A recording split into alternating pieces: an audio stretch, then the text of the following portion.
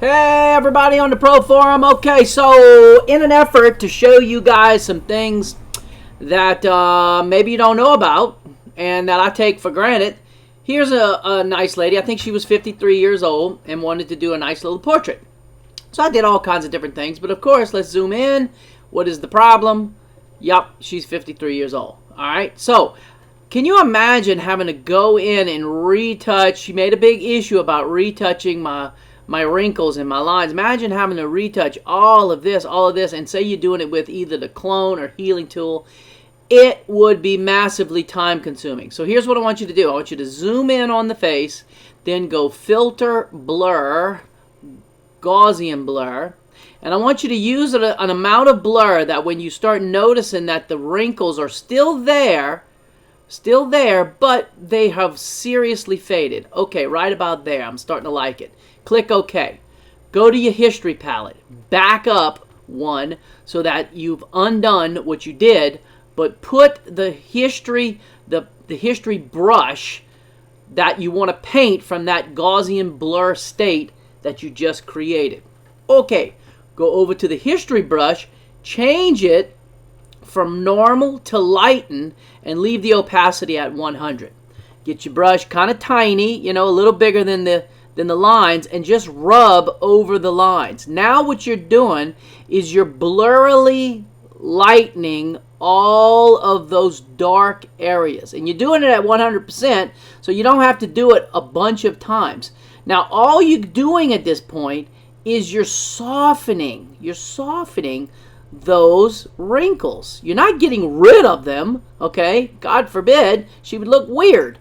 But you are blurrily lightening those wrinkles, okay?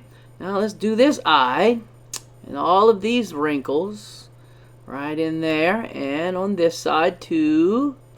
All right, you can see that this is entirely faster than retouching it with, say, like the healing brush or something like that, because you don't have to be so perfect and careful and make mistakes and undo. Now, what about those lines in the neck? Same thing. Let's blurrily lighten all of these necklines.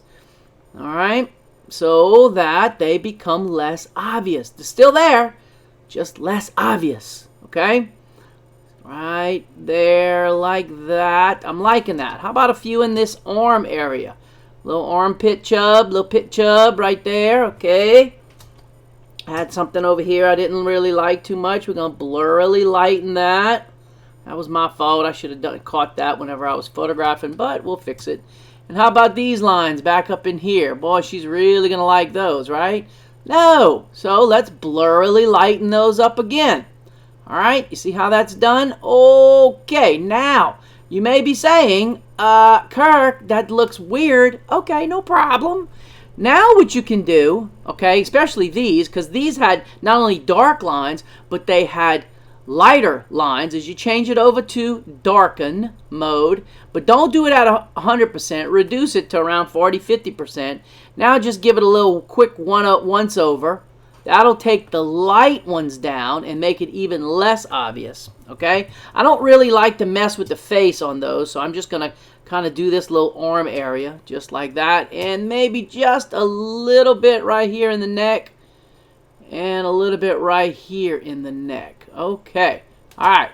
Now at this point I want to zoom tight in on the face, and I do want to do some of the healing brush. I want to put in some texture in some of these areas without having to be too destructive, okay? Like the one between the eyes right here. Nobody likes that.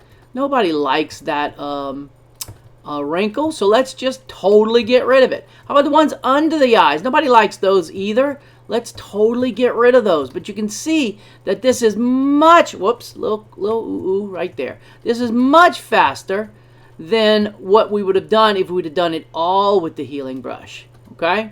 Now, I'm not going to mess with any of these. I am going to take this thing underneath the nose down just a little bit like that, and on the chin right there. All right, now just a hair soft right here and there, and I am in my happy place. Now at this point she still looks a little uneven, and to even things out you just run the perfect soft action. So I'm going to run it. It's going to click on her. It's going to stop on her with portraiture, and we're going to click on this area, make sure we get a nice coverage of the face. But unlike with high school seniors, I'm going to crank up the portraiture in the 80 range. All right, a little bit of warmth, a little bit of snap, a little bit of levels. And right, I'm liking that. A little bit of lightness right in there. Okay, so now let's look at the whole image. Let's go completely before and after, before and after. Now let's zoom in on the face. Before, after, before, after. And you can see that that did not take a whole lot of time. Let's save it. Save. Yes. So you can see that it didn't take a whole lot of time. And the beauty of it is that you make them look like they look better than they really look, but enhanced. And that's what we do as portrait photographers. Hope that helps somebody. Talk to y'all tomorrow. Bye.